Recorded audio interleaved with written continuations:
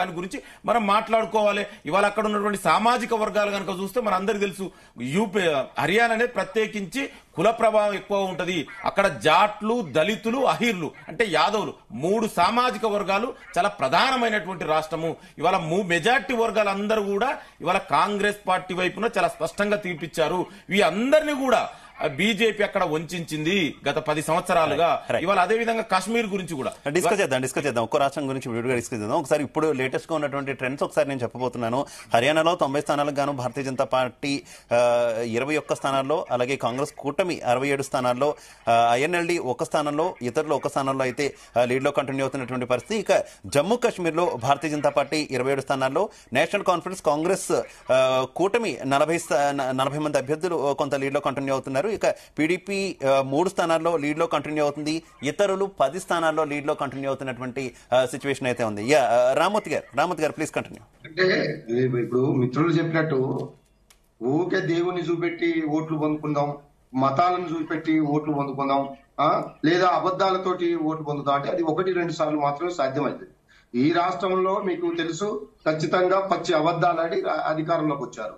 అదే భారతదేశంలోని బీజేపీ ప్రభుత్వం ఇన్ని సంవత్సరాలు, ఈ 10 సంవత్సరాలు దేవుని పేరు చెప్పి, మతం పేరు చెప్పి కులాలను రెచ్చగొట్టి ఓట్లు పొందుకున్నారు. కానీ ఇప్పుడు ప్రజలకు అర్థమైపోతుంది అభివృద్ధి చాలా పర్ఫెక్ట్ గా ఏ రాష్ట్రంలో అయితే అభివృద్ధి సాధ్యమవుతుందో ఆ రాష్ట్రంలో ఉన్న అక్కడ ఉన్న పరిస్థితులు, ప్రాంతీయ పార్టీలు ఇంకా బలోపేతం కావాల్సిన అవసరం ఉన్నది. ఎందుకంటే దేశంలో ఉన్న పార్టీ, అధికారంలో ఉన్న బీజేపీ పార్టీ అన్ని రాష్ట్రాలను ఒక్క తీరుగా చూసుకునే పరిస్థితి లేదు. తెలంగాణ విషయానికి వస్తే అసలు బీజేపీ ఏ టైంలో కూడా, మొన్న ఇంకా సీట్లు పొంది కొన్ని 8 ఎంపీ సీట్లు వచ్చినాయి, కానీ అసలు రాష్ట్రంలో కనీసం ఏం జరుగుతుంది, ఆ రాష్ట్రానికి మనం ఏమైనా చేద్దాం అనే ఈ విధానం లేకుండా వాళ్ళకు సంబంధించిన రాష్ట్రాలకు, వాళ్లకు ఓటేసే రాష్ట్రాలకు ఇలా పెద్దపీట వేయడమే ఈ దేశంలో ఒక అన్ని రాష్ట్రాలు సమానంగా చూసుకోకపోవడమే ఇలాంటి రిజల్ట్లు వస్తాయి. జమ్మూ కాశ్మీర్ లో గానీ ఎన్ని ఇబ్బందులు పెట్టారో అర్థమైంది, అలాగే హర్యానాలో గానీ. కాబట్టి ఈ ప్రజా వ్యతిరేక ప్రభుత్వాలు వస్తూ ఉన్నప్పుడు, ఇలా జరుగుతున్నప్పుడు ఖచ్చితంగా నిర్ణయాలు ఇట్లానే ఉంటాయి. రేపు భవిష్యత్తులో కూడా బీజేపీకి గడ్డు కాలం వస్తున్నది. తెలంగాణలో కూడా వీళ్ళు అబద్ధాలతో పునాదులు వేసుకున్నారు, కానీ ఖచ్చితంగా అది నిలబడదు.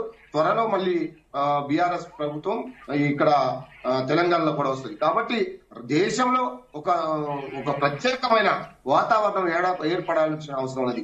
అభివృద్ధి, ఈ యొక్క దేశం అభివృద్ధి వైపు పయనించాల్సిన అవసరం ఉన్నది. ఇంకా దేవుళ్ళ పేరు చెప్తాం, ఇంకా మతాల పేరు చెప్తాం, ఇంకా కులాలను రెచ్చగొడదాం అనే ఈ దుర్మార్గమైన కుట్రల్ని, ఈ విషయాల్ని ఇప్పటికైనా చేసుకోవాలని, తీసేయాలని ఈ సందర్భంగా మీ ద్వారా తెలియజేస్తాను. స్టిల్ ఇప్పటికీ ఏంటి రామూర్తి గారు, బీఆర్ఎస్ స్టాండ్ ఏంటి జాతీయ రాజకీయాల్లో?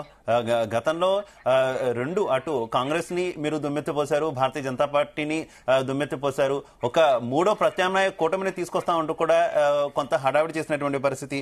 ఇప్పుడు బీఆర్ఎస్ స్టాండ్ ఏంటి జాతీయ రాజకీయాల్లో? అంటే వాస్తవానికి ఈ 2 పార్టీలు, కాంగ్రెస్ బీజేపీ పార్టీలు గత 75 సంవత్సరాలు వీళ్ళు రెండే పరిపాలించినాయి. కానీ ఇప్పటి వరకు నీటిని సద్వినియోగం చేసుకోలేకపోతున్నాం, మానవ వనరులను సద్వినియోగం చేసుకోకపోతున్నాం, ఇంకా ఉద్యోగాల కోసం వేరే దేశాలకు పోయే పరిస్థితి ఉన్నది, ఇంకా పేదరికం రోజు రోజుకు అడుగు స్థాయికి చేరుకుంటుంది. కాబట్టి ఈ ఒక నిర్దిష్టమైన ప్రణాళికలు ఈ కేంద్ర పార్టీల దగ్గర లేవు. కాబట్టి ఖచ్చితంగా ఒక ప్రత్యామ్నాయ ఒక పార్టీ, ఒక కూటమి కేంద్రంలో రావాల్సిన అవసరం అయితే ఈ దేశానికి ఉన్నది. ఎందుకంటే వీళ్ళ పార్టీలు చూసినాం, వాళ్ళ ఒకరికొకరు దుమ్మెత్తి పోసుకోవడం, ఒకరు కులాల పేరు చెప్పో, లేకపోతే ఇంకా తన తాత ముత్తాతల పేర్లు చెప్పుకొని వచ్చే పార్టీలు కొన్ని. ఇలా కాకుండా నిజంగా ఈ దేశంలో మనం ఎందుకు ఇంకా అభివృద్ధి, ఎందుకు చైనా లాగా ఎందుకు ముందుకు పోలేకపోతున్నాం, ఎందుకు ఇంకా అమెరికా లాగా మనం ముందుకు పోలేకపోతున్నాం, ఎందుకు అభివృద్ధి చెందలేకపోతున్నాం, ఏమి కారణం? ఇవి ఆలోచించాల్సిన అవసరం ఉన్నది. యువత కూడా ఆలోచించాల్సిన అవసరం ఉంది. ఇక్కడ ఏది ఈ 10 సంవత్సరాల్లో బీజేపీ ప్రభుత్వంలో ఏ ఒక్కటి కూడా ఈ దేశాన్ని ముందుకు తీసుకుపోవడానికి అడుగులు పడలేదు. ఇంకా దేశం అధోగతి పాలవుతుంది తప్ప. కాబట్టి మనం ఒక్క తెలంగాణ రాష్ట్రమే కాదు, భారతదేశంలో ఉన్న ప్రజలు మొత్తం అసలు మనం ఎటువైపు పయనిస్తున్నాం, కాబట్టి ఏ రకమైన రాజకీయాలను మనం ప్రోత్సహిస్తున్నాం అనేది కూడా ప్రజలు ఆలోచించాలి. ఖచ్చితంగా ఉన్నది.